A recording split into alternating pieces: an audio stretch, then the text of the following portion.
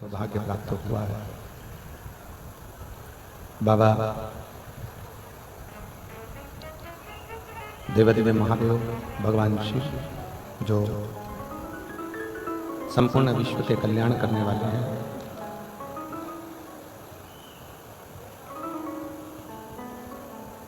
संपूर्ण विश्व का उद्धार करने वाले हैं, संपूर्ण जगत का कल्याण करने वाले हैं। बाबा देवादिदेव महादेव भगवान शंकर रुद्रेश्वर महादेव की यह पवित्र भूमि, महानदी जिसको छत्तीसगढ़ की काशी कहा जाता है, ऐसी पवित्र भूमि पर छत्तीसगढ़ का भगवान श्री राम जी का ये पवित्र राम पथ गमन वनमार्ग संपूर्ण वनवासी क्षेत्रवासी, जहाँ पर भगवान श्री राम जी महाराज माँ जानकी भैया श्री लक्ष्मण जी महाराज जी के साथ में बड़े स्मरण शिव का करते करते यहाँ से लंका की ओर गए थे। जिस पवित्र भूमि पर भगवान राम जी के चरण पड़े हों, जिस पवित्र भूमि पर माँ जानकी जी के चरण पड़े हों, जिस पवित्र भूमि पर शेषनाग के अवतार श्री लखनलाल जी के चरण पड़े हों, ऐसी पवित्र भूमि, पवित्र धरा कांटाकुर्दी की इस भूमि पर धमतरी जिले में आप और हम सभी मिलकर भगवान शिव की पवित्र कथा का लाभ ले रहे हैं। कथा के मुख्य यजमान के रूप में तो समस्त क्षेत्रवासी हैं, स्वयं रुद्रेश्वर महादेव हैं, एवं कथा के मुख्य यजमान के रूप में श्री दिनेश चंद्र प्रभा देवांगन, श्री दीपक लाखोटिया जी, श्री कोमल तुलसी पटेल जी, श्री रोहित मरकाम जी, श्री सुरेश सिन्हा जी इस कथा के मुख्य यजमान पद ग्रहण करे हैं। एक बार यजमान परिवार के लिए जोरदार ताली बजाकर स्वागत अभिनंदन। श्राद्ध पक्ष, पितृपक्ष की ये पवित्र कथा जिसमें केवल एक देवादिदेव महादेव ही नहीं, पितृदेव और महादेव, इन दोनों का आशीर्वाद आप और हमको मिल रहा है।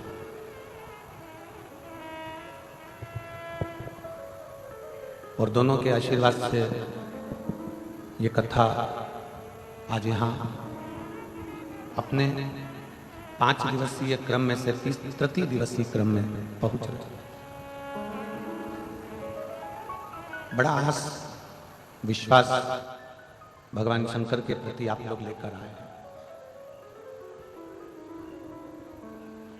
जितना विश्वास आप शिव पर करेंगे, जितना भरोसा, जितनी दृढ़ता आप शंकर पर करेंगे, उतना शिव हमारे पास में आते चले। कल कथा में कहा था कि दुनिया का सबसे बड़ा दान है प्रेम का दान, स्नेह का दान।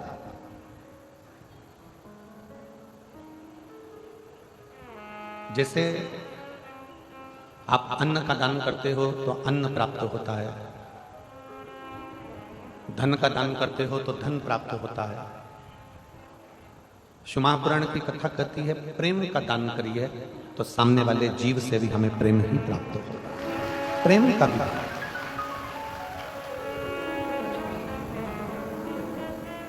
इस संसार सागर में तीन चीजें अगर आपकी सुधार कर रखोगे तो परमात्मा को मिलने में देरी नहीं लगेगी। तीन चीजें ऐसी हैं जो हमें खींच कर रखना पड़ती है तो परमात्मा की प्राप्ति होती है। एक नियत, दूसरी नीति और तीसरी नजर। जम के बोलो कौन कौन सी चीज है? पहले नंबर पर है नियत, दूसरे नंबर पर है नीति और तीसरे नंबर पर है नजर। व्यक्ति ये तीन चीजों को अगर सुधार ले, नियत, नीति और नजर को, तो समझ लो कि उसको परमात्मा प्राप्त हो गया, उसका जीवन सार्थक हो गया। नियत अच्छी है, नीति अच्छी है, नजर अच्छी है, तो किसी की हिम्मत नहीं है कि आपका कुछ बिगाड़े। किसी की सामर्थ्यता नहीं है कि आपका कुछ बिगाड़े। आप अपनी नियत को अच्छा रखिए, अपनी नीति को अच्छा रखिए और अपनी नजर को अच्छा रखिए। किसकी सामर्थ्यता हो?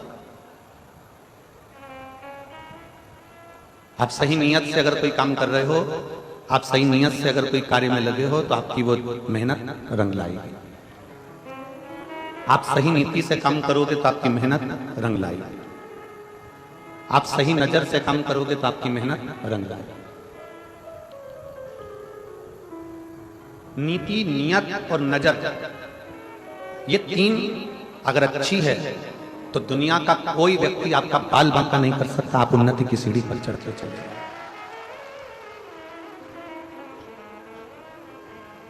जब हमारी नियत बेकार हो जाती है, हमने सोच लिया कि मेरे को ये बहुत मिल जाए, ये बहुत प्राप्त हो जाए, ऐसा हो जाए, वैसा हो जाए, तो फिर कहीं ना कहीं दुख झेलना पड़ता है। हमारी नीति गड़बड़ हो जाए, हमने विचार करा था कि मैं ऐसा करूंगा, मैं वैसा करूंगा, और तुम्हारी नीति सही नहीं बन पाई और उसमें तुम्हें कष्ट भोगना पड़ा, तो फिर तकलीफ है। नियत, नीति और नजर, ये नियत, नीति और नजर, ये तीनों, अगर आपकी नजर ठीक है, आप सही दृष्टि रखते हो, किसी को गलत दृष्टि से नहीं देखते, तो फिर जीवन सार्थक है। रामायण कैसे हुई? महाभारत कैसे हुई? रामायण होने का कारण क्या था? स्त्री का सम्मान नहीं हो पाया, इसलिए रामायण हो गई। स्त्री का सम्मान नहीं हो पाया तो महाभारत हो गई। और आज भी इस कलिकाल में अगर नारी को सही सम्मान ना मिल पाए, नारी को सही स्थान ना मिल पाए, नारी को सही इज्जत ना मिल पाए, नारी का अगर सही आदर ना हो पाए, तो ऐसा लगता है कि आने वाला समय भी महाभारत और रामायण का रहेगा।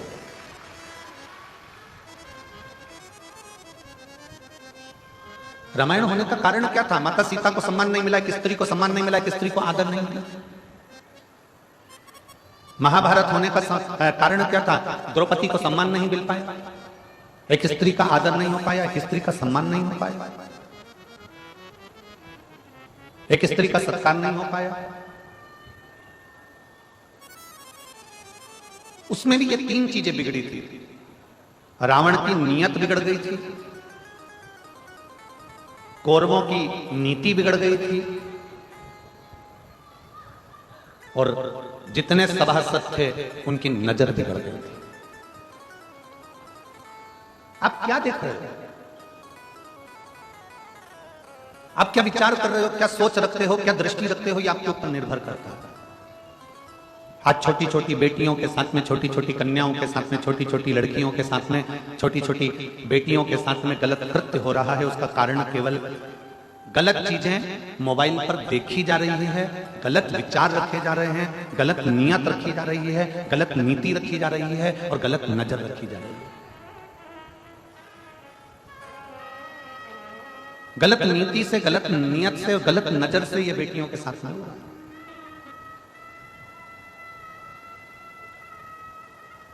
जो बेटियां अपने कंधे पर स्कूल का बैग भी सही से धारण कर कर नहीं जा सकती, वो इतनी इतनी सी बेटियों के साथ में गलत कृत्य हो रहा है। हमने पहले भी एक बार कथा में कहा था, उसके पीछे बहुत बवाल मचा था। हमारी बात कल लोग विवाद बहुत जल्दी करते हैं। हमने पहले भी कहा था कि लंका का राजा रावण ने सीता को छुआ था। लंका के राजा रावण ने मां जानकी को छुआ और लंका लेकर गया।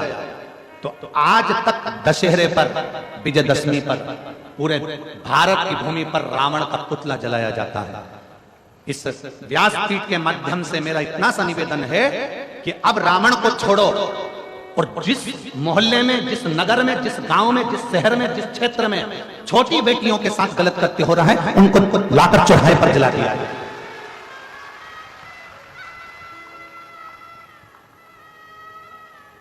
उनको ले जाकर उनके पुतले को नहीं, जो छोटी बेटियों की इज्जत करना भूल गए, जो नारी का सम्मान करना भूल गए, जो स्त्री का आदर करना भूल गए, केवल एक स्त्री के चक्कर में रामायण हुई, केवल एक स्त्री के चक्कर में महाभारत हुई, और आने वाला समय भी कोई साधारण नहीं है।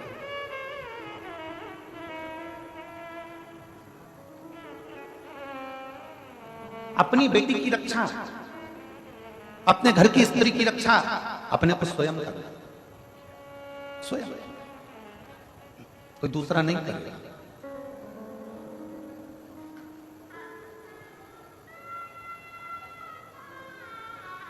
अपने घर की बेटी की रक्षा अपने को स्वयं करना पड़ेगा, कोई दूसरा नहीं करेगा।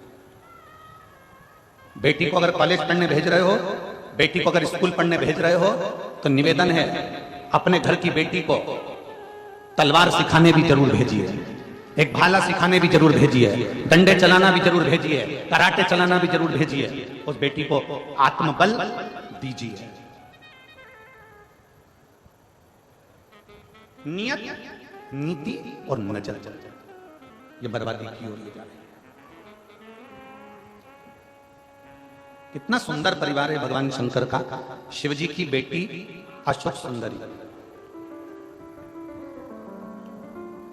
इतनी सुंदर थी अशोक सुंदरी कि उनकी सुंदरता का वर्णन कई शास्त्रों में मिल जाता है।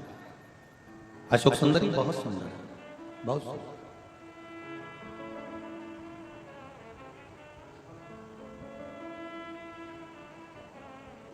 एक असुर राक्षस ने अशोक सुंदरी को देख लिया, बड़ी सुंदर थी, देख ली, और अशोक सुंदरी से कहा कि मैं तुमसे विवाह करना चाहता हूं।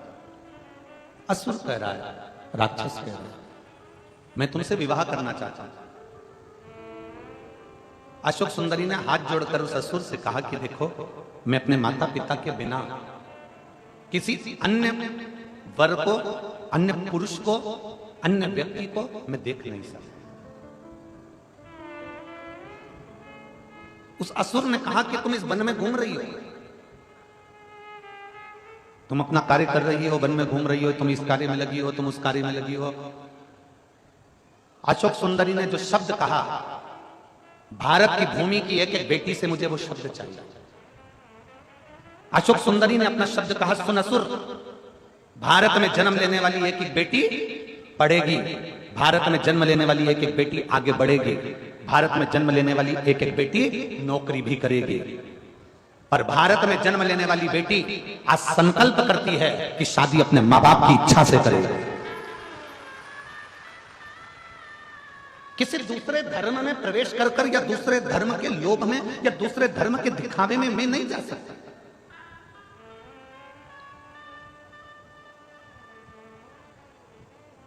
मैं दूसरे धर्म के दिखावे में नहीं जाऊंगी, मैं दूसरे धर्म के लोभ में नहीं जाऊंगी, मैं दूसरे धर्म के चक्कर में इधर उधर भ्रमण करने के लिए नहीं जाऊंगी, मैं दूसरे धर्म में प्रवेश नहीं करूंगी। अशोक सुंदरी जैसी प्रबलता चाहिए, शंकर भगवान के बेटी जैसी प्रबलता चाहिए।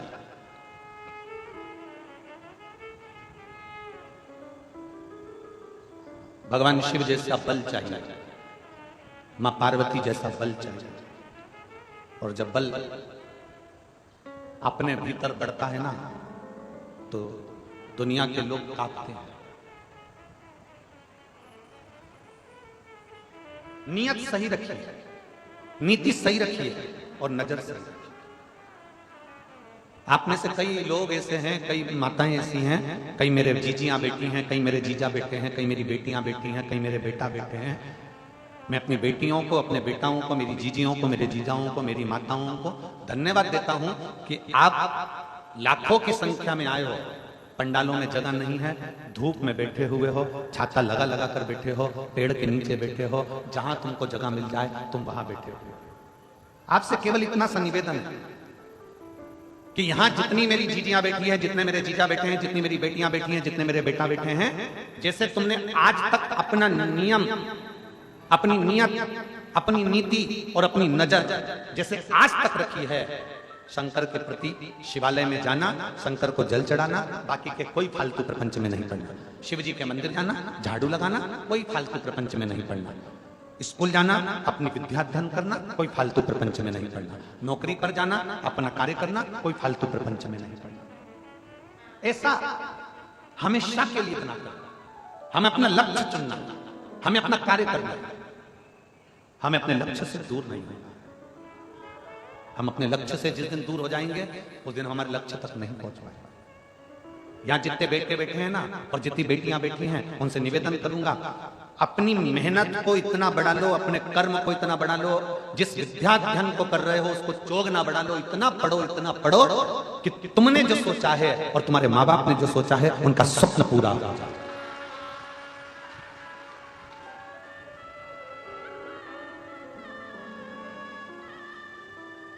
कैसे होगा? 3 चीजें यहां तक हमें चल रही है। एक, अपना नियत पक्की रखना। वो कहते हैं ना 3 चीजें बहुत खतरनाक होती हैं। आज आप लोग सब 3 चीज के पीछे पड़े गुरुजी हो। 3 चीजें बड़ी खतरनाक होती है। पहले नंबर पर शनि, दूसरे नंबर पर मनी और तीसरे नंबर पर दुश्मनी। कुंडली में शनि गड़बड़ कर जाता है, मन में मनी गड़बड़ कर जाती है और जीवन में दुश्मनी गड़बड़ कर जाती है।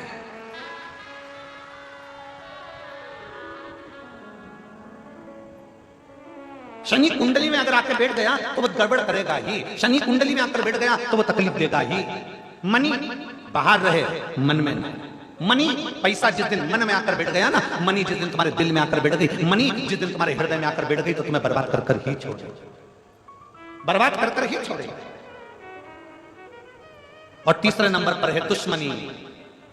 दुश्मनी बाहर रखो, थोड़ी प्रेम के वश रखो, समाप्त करो।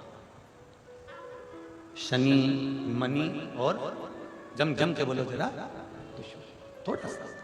शनि कुंडली में आएगा तो तकलीफ देगा। मनी अगर मन में आकर बैठ गई, लक्ष्मी तुम्हारे मन में आकर बैठ गई, इसलिए कहते हैं लक्ष्मी को, धन को तिजोरी में रखो, लक्ष्मी को धन को लाकर में रखो, लक्ष्मी को धन को आपके घर की अलमारी में रखो, लक्ष्मी और धन को, मनी को दिल में मत आने दो। पैसा जिस दिन तुम्हारे मन में आकर बैठ जाता है उस दिन व्यक्ति को पागल कर देता है। पैसा जिस दिन तुम्हारे मन में आकर बैठ जाता है उस दिन से तुम्हें नींद आना बंद हो जाती है। पैसा जिस दिन तुम्हारे मन में आकर बैठ जाता है उस दिन से तुम्हारी जिंदगी नरक सी हो जाती है, क्योंकि तुमको सोच ही नहीं पाते, केवल लक्ष्मी, मनी मनी मनी, धन धन धन को सोच रहा।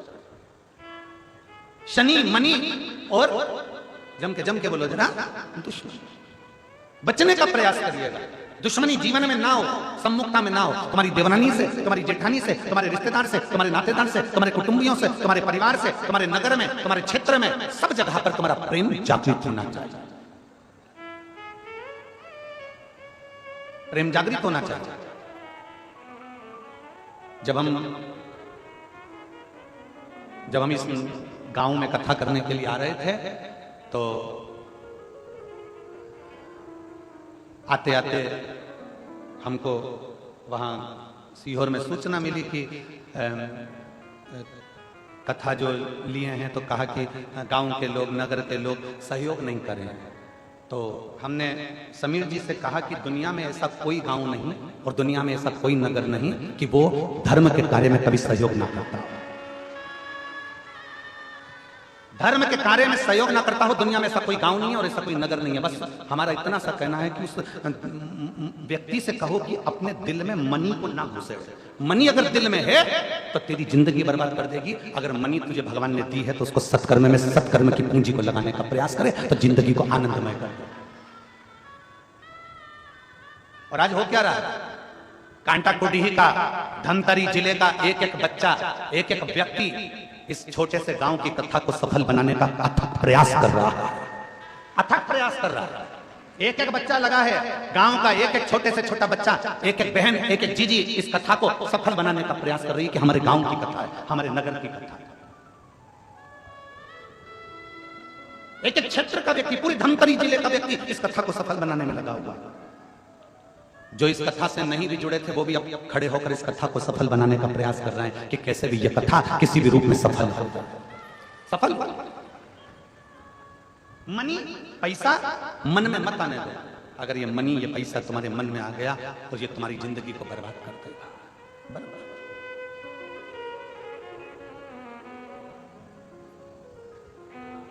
भीतर शिव भक्ति को, शंकर की भक्ति, और जिसके हृदय में, देखो ये शरीर है, इस शरीर का कोई ठिकाना नहीं रहता। आज चल रहा है, कल चले ना चले। आज मन लगा है, कल लगे ना ना, कल लगे ना ना। पूरी जिंदगी ऐसे ही निकल जाती है। बचपन होमवर्क में निकल जाता है। बोलो बोलो, जम के बोलो। बचपन, जम के बोलो जरा, होमवर्क में निकल जाता है। जम के बोलो जरा, बचपन होमवर्क में निकल जाता है। जवानी होम लोन में निकल जाती है। और बुढ़ापा अलोम और विलोम में निकल जाता है। हो गया जिंदगी पूरी समाप्त, हो गई जिंदगी। पूरा बचपन निकल गया। होमवर्क कर, होमवर्क कर, होमवर्क कर, माँ कूटे, बाप कूटे, सब कूटे, होमवर्क कर, होमवर्क कर, होमवर्क कर। बचपन निकल गया, जवानी आ गई, मकान बनाना है, क्या करना है, होम लोन ले लो। होम लोन ले लिया, कर्जा चुका, कर्जा चुका, कर्जा कर्जा कर्जा, आखिरी में मर जा। चुका चुका के मर गया।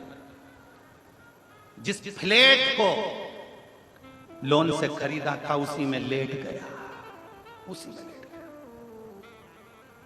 बचपन में होमवर्क, जवानी में बोलो बोलो जम के होम लोन, और बुढ़ापे में अलोम और विलोम, और फिर जिंदगी समाप्त। छोटा सा जीवन दो चुटकी में चला गया। और फिर आखिरी में हुआ क्या, परमात्मा के पास गए तो उससे बोला, क्यों रे नीचे गया था, क्या करा? तो क्या करा ना, नीचे मैंने होमवर्क करा, होम लोन करा, फिर अलोम और विलोम करा। फिर क्या करा?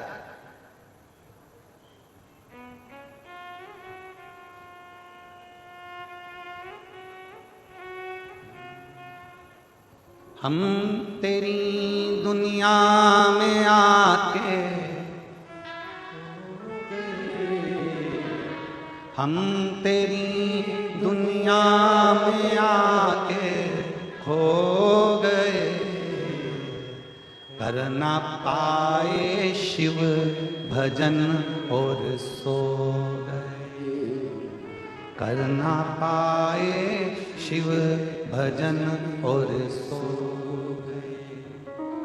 हम तेरी दुनिया में आके खो गए, हम तेरी दुनिया में आके खो गए, कर ना पाए हरि भजन और सो गए, कर ना पाए शिव भजन और सो गए।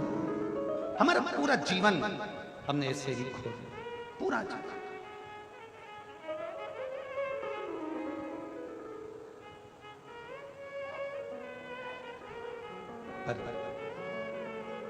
शिव कथा कह रही है, भगवान शंकर का चरित्र कर रहा है। इस शरीर को, इस मन को, इस चित्त को व्यर्थ मत जाना। जो आज मिला समय वो वापस नहीं मिलेगा। हीरे का हार डबल से खरीद सकते हो, सोने का हार डबल से खरीद सकते हो, गाड़ी बार बार खरीद सकते हो, मकान बार बार बना सकते हो, जमीन दोबारा मंगा सकते हो, कपड़े दोबारा मिल सकते हैं, शरीर मिल सकता है दोबारा, पर जो समय तुम्हारा चले गया वो समय दोबारा नहीं मिल पाएगा। उस समय को साधने का प्रयास करो, वो समय नहीं मिलेगा। उस समय की पूंजी को पहचानो, उस समय को जानने का प्रयास करो। शंकर भगवान करते क्या? शंकर का नाम क्या है? उसको क्या कहते हैं उज्जैन में, अवंतिका में क्या कहते हैं उसको? जम के बोलो जरा, महाकाल। जो भूत भविष्य और वर्तमान तीनों को देख रहा, तीन काल उसके अधीन है, वो काल अधिपति महाकाल। भूत भी देखे, भविष्य भी देखे और वर्तमान भी देखे। हम शंकर जी को जल क्यों चढ़ाते हैं? हम शंकर भगवान का भजन क्यों करते हैं? क्यों सियोर वाला महाराज पीछा पकड़ के बैठा हुआ है कि शंकर को एक लोटा जल चढ़ाओ, एक लोटा जल चढ़ाओ, एक लोटा जल चढ़ाओ, एक लोटा जल चढ़ाओ? क्यों पीछा पकड़ के बैठा है? उसका कारण है कि भूत, भविष्य और वर्तमान एक लोटे जल से शंकर संवार देता है, शिव सुधार देता है। केवल एक लोटा जल सारी समस्या का हल। भूत, भविष्य और वर्तमान मेरे शंकर त्रिकालदर्शी। त्रिकालदर्शी का मतलब होता है तीन काल के देखने वाले हैं मेरे शिव। त्रिकालदर्शी मतलब मेरे महाकाल राजा, मेरे शंभो, मेरे शंकर तीन काल देख लेते हैं, भूत, भविष्य और वर्तमान। तीनों कालों पर उसकी दृष्टि रहती है, इसलिए जल चढ़ाने वाले के ऊपर मेरे शंकर अपनी तीनों निगाह रखते हैं, क्योंकि इसके तीन नेत्र हैं। वो भूतकाल, वो भविष्य काल, वो वर्तमान काल सब देख रहा है। उसको मालूम है इसका पुराना समय कैसे बीता, उसको मालूम है इसकी पुरानी जिंदगी कैसे बीती, इसने कितना पाप करा, कितना पुण्य करा, कितना सत्कर्म करा, क्या करा, उसको मालूम है। उसने भूतकाल देख लिया, उसने भविष्य आगे का भी देख कर रखा उसने कि इसका जीवन क्या है, इसको कितना दुख मिलेगा, कितनी तकलीफ मिलेगी, कितना गाड़ी मिलेगा, कितना बंगला मिलेगा, क्या सुख मिलेगा, उसने ये भी देख कर रखा है। वर्तमान में इसके साथ क्या हो रहा है वो भी उसने देख कर रखा है। इसलिए शिव महापुराण की कथा कहती है, भगवान शंकर की कथा कहती है, वेद व्यास जी कहते हैं शिव पुराण में, एक लोटा जल जब हम चढ़ाते हैं, शंकर के तीन नेत्र हमारा भूत, भविष्य और वर्तमान संवार देते हैं, हमारा जीवन संवार देते हैं। उसको काल अधिपति महाकाल कहते हैं, जो कालों को भी साध कर चलता है।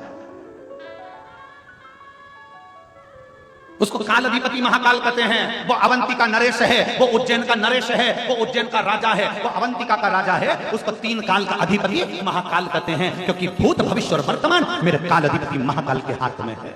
जो जान गया काल अधिपति को, वो जान गया। कहीं जाओ मत, पृथ्वी को खोद कर देखोगे ना, कोई मूर्ति मिले ना मिले, पर पृथ्वी को खोदने पर पूरी पृथ्वी को खोदोगे तो शंकर का शिवलिंग जरूर मिलेगा, क्योंकि ये भूमि उसी शिव की है। और केवल भारत से मतलब नहीं कि भारत खोद कर देखिए, तुम्हारी मर्जी पड़ा है। जिस देश को खोद कर देखोगे, जमीन को, जिस देश की मिट्टी को खोद कर देखोगे, उसमें से शिवलिंग ही निकलेगा, शंकर ही निकलेगा, शिव ही प्राप्त होगा। और दुनिया के लोग कितना भी सनातन धर्म को नीचे दबाने का प्रयास कर लें, दुनिया के लोग कितना भी हिंदू धर्म को नीचे दबाने का प्रयास कर लें, ये सनातन धर्म, मट्टी भी खोदोगे तो सनातन ही निकलेगी, और अगर जल भी निकालोगे तो सनातन ही निकलेगा, और हर व्यक्ति के जीवन में सनातन धर्म ही प्रकट होता। कितना भी उसको बर्बाद करने की सोच। और सोचा, अभी अभी आप लोग टीवी पे न्यूज देख रहे होंगे कि तिरुपति में, तिरुमाला में, तिरुपति के उस पवित्र मंदिर में अष्ट बैकुंठ में से एक बैकुंठ है तिरुपति बालाजी। भू बैकुंठों में से, पृथ्वी पर 8 बैकुंठों में से एक बैकुंठ माना जाता है तिरुपति बालाजी को। अष्ट बैकुंठ में से एक बैकुंठ तिरुपति बालाजी के उस मंदिर में केवल उसका अधिपति बनाकर, उस ट्रस्ट का अधिपति बनाकर एक क्रिश्चियन को बिठा दिया, और उसने क्या करा कि लड्डू जो प्रसादम बनता है, उस प्रसादम में देखा जाए तो उसमें कहीं मछली का तेल, कहीं भी ना जाने क्या क्या उसमें डाल दिया गया, और आज पूरे भारत में बवाल मचा हुआ है। क्या होगा? ज्यादा से ज्यादा उसको कुर्सी से उतार दोगे, क्या होगा? ज्यादा से ज्यादा उसको नीचे पटक दोगे, क्या होगा? ज्यादा से ज्यादा उसको सजा दे दोगे, क्या सजा? जो आज पूरा सनातन धर्म का व्यक्ति, भारत की भूमि का एक एक व्यक्ति तिरुपति दर्शन करने जाता है तो लड्डू लाता है, घर के लोगों को देता है, बच्चा बच्चा खाता है, जिसके घर में कभी एक अंश मात्र भी गंदा सामान नहीं आया, जो परम भगवतीय वैष्णव थे, उनका भी वैष्णव धर्म नष्ट कर दिया उसने कुर्सी पर बैठकर, उनका भी सनातन धर्म भ्रष्ट कर दिया उसने कुर्सी पर बैठकर।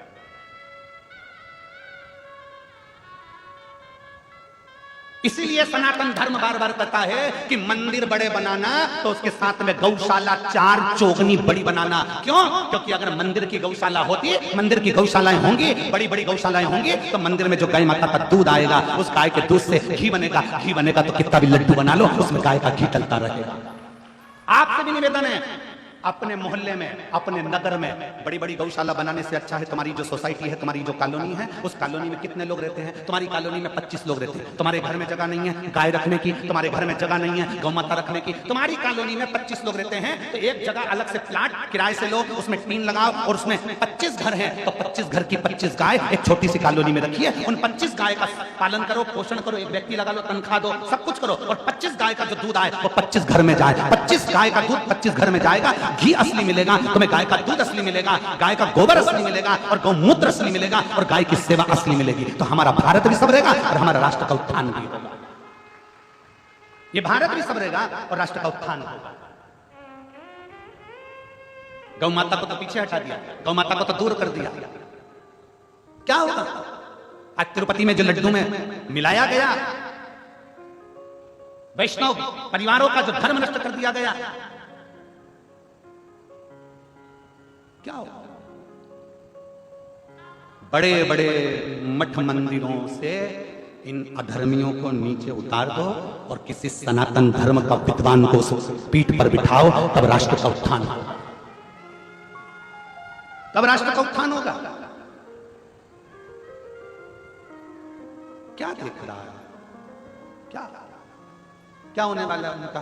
उतार दोगे कुर्सी से नीचे, पटक दोगे नीचे, सजा भी दे दोगे थोड़ी बहुत, क्या दोगे? क्या सजा दोगे? इतने सारे भारतीयों का दिल दुखाया, उसकी क्या सजा हो सकती है? इतने सारे सनातनियों का दिल दुखाया, उसकी क्या सजा हो सकती है? केवल कुर्सी से उतार दोगे, केवल नीचे उतार दोगे, केवल थोड़ी बहुत सजा दे दोगे, क्या सजा हो सकती है? उसकी केवल एक मूल, सबसे मूल एक ही चीज हो सकता है कि आने वाले समय में सनातन धर्म को रक्षा करने के लिए सनातन धर्म का रक्षा का एक बोर्ड बनाया जाए, जिससे सनातन धर्म की रक्षा हो जाए और पूरा मठ मंदिर सब सनातन धर्म की रक्षा के अंतर्गत। उसको संवारो, उसको सुधारो।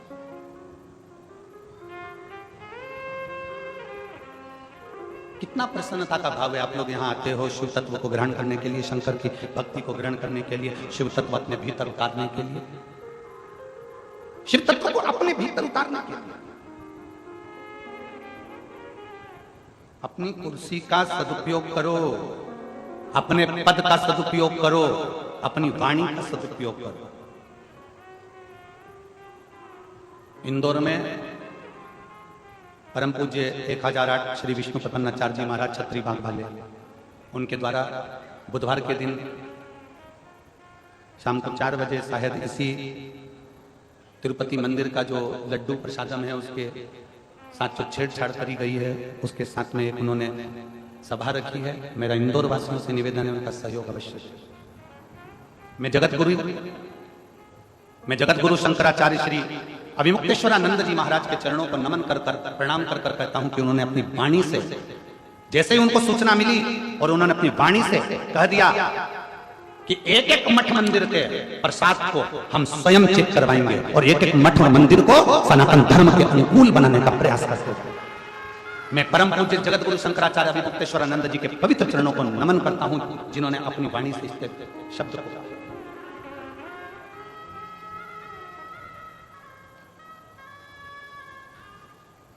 और जागो कि जागो तो एक बार हिंदू जागो, तुम जागो एक बार, जागोने का प्रयास करो।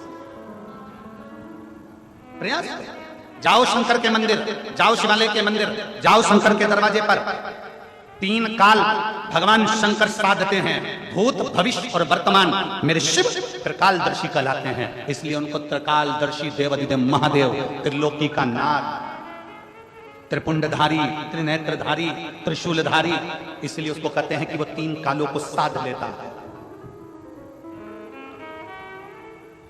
वो तीन कालों को साधता है। उसको साध जाओ, रोज प्रतिदिन शंकर के मंदिर में जाइए, शिवालय में जाइए, एक लोटा जल चढ़ाइए। एक लोटा जल चढ़ाने से तुम्हारा भूत भविष्य और वर्तमान तीनों सुधरेगा। अभी कैसी स्थिति चल रही है? क्या एक पत्र है, देखिए।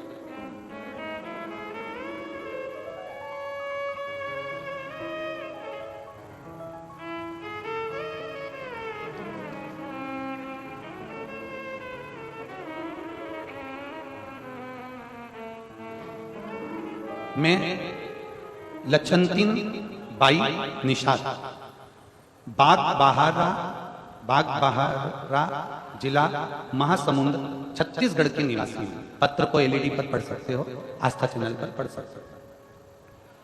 मैं लक्ष्मी बंतिन बाई निषाद, बाग बहारा जिला महासमुंद छत्तीसगढ़ की निवासी हूं। कहीं बैठी हो तो हाथ हिला सकते हो, अगर कहीं बैठी हो तो हाथ हिला सकते हो, और बैठी हो तो एक बेलपत्री लेने के लिए यहां आ सकते हैं।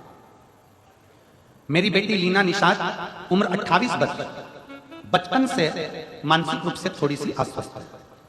उसे बीते 10 साल से मिर्गी का दौरा आना प्रारंभ हो गया।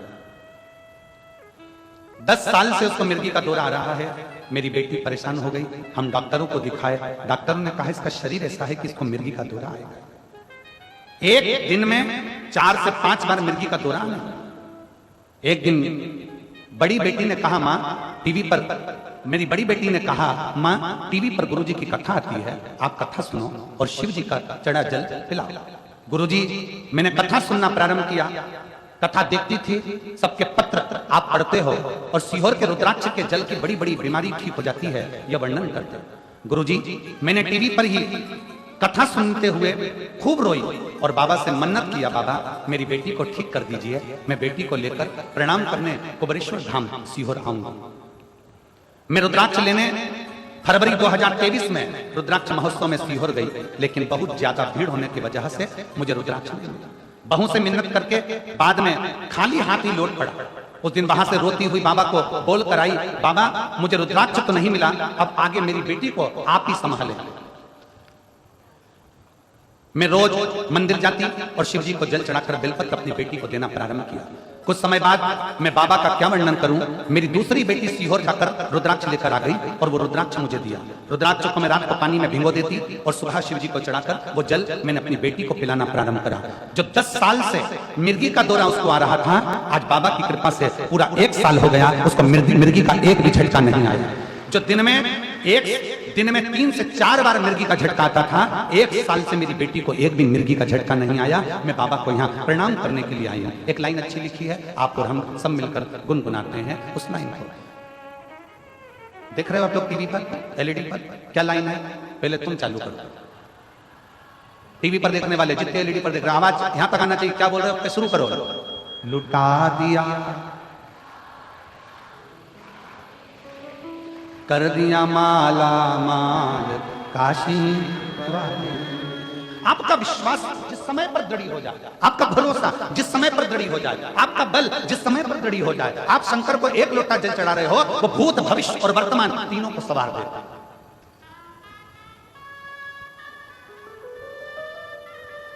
शिव को चढ़ाओ जल, वो बदल देगा तुम्हारा कल, बदलेगा सारी समस्या का हल।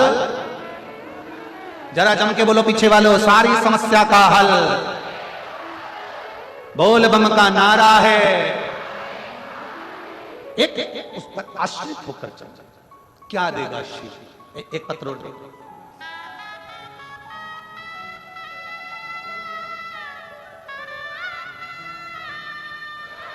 हरिओम साहू, स्वर्गीय पवन कुमार साहू, ग्राम बोडरा, बोडरा सा जिला धमतरी की निवासी हूँ। कहीं बैठी हो तो हाथ हिला सकते हैं, अगर कहीं बैठे हो तो हाथ हिला सकती हैं। मैं हरिओम साहू, स्वर्गीय पवन कुमार साहू, ग्राम बोडरा, जिला धमतरी का निवासी हूँ। कहीं बैठे हो तो हाथ हिला सकते हैं। एक बेलपत्र लेने के लिए व्यासपीठ के पास में आ सकता हूं। एक लोटे जल का मैं क्या महत्व वर्णन करूं गुरुदेव। एक लोटा जल नहीं, शंकर की अविरल भक्ति है। मैंने अपने कॉलेज की पढ़ाई पूरी कर ली 2016 में।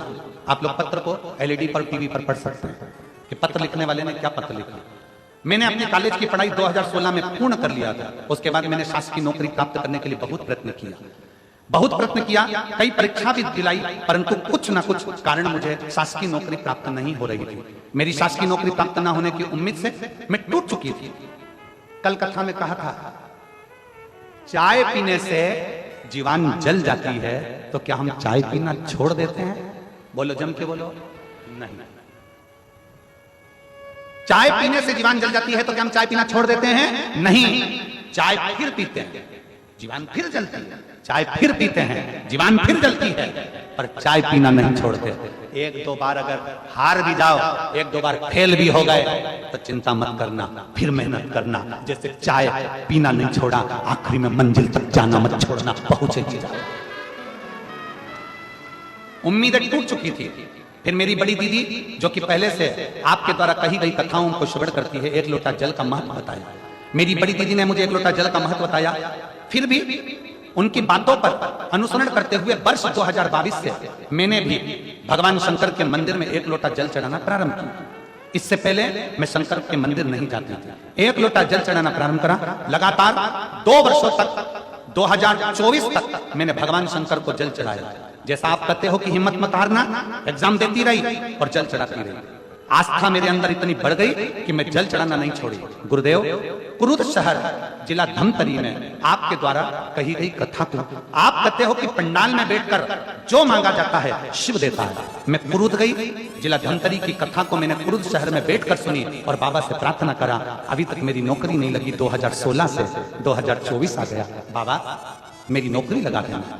बाबा ने ऐसी कृपा करी, मैंने पूर्व में एक एग्जाम दिया था जिसका रिजल्ट 8 वर्ष के बाद अब आया, और बाबा की कृपा से मैं शासकीय नौकरी में लग गई। मैं बाबा को यहाँ धन्यवाद देने के लिए आई। मैं शिव जी को धन्यवाद देता हूं। कहीं बैठी हो तो एक बेलपत्र लेने के लिए आ सकते। 26 जुलाई 2024 को मैंने पदभार ग्रहण कर लिया है। मैं बाबा को यहाँ धन्यवाद देने के लिए आई हूँ। हरिओम साहू, बोडरा जिला धमतरी। शिव तत्व इसी को कहते। लोग कहते हैं शिव महापुराण की कथा क्यों सुनने जाए? इतना भीड़ होता है, ट्रैफिक जाम हो जाता है, गाड़ियां निकलने में आधा घंटा लग जाता है। हम कहते हैं आप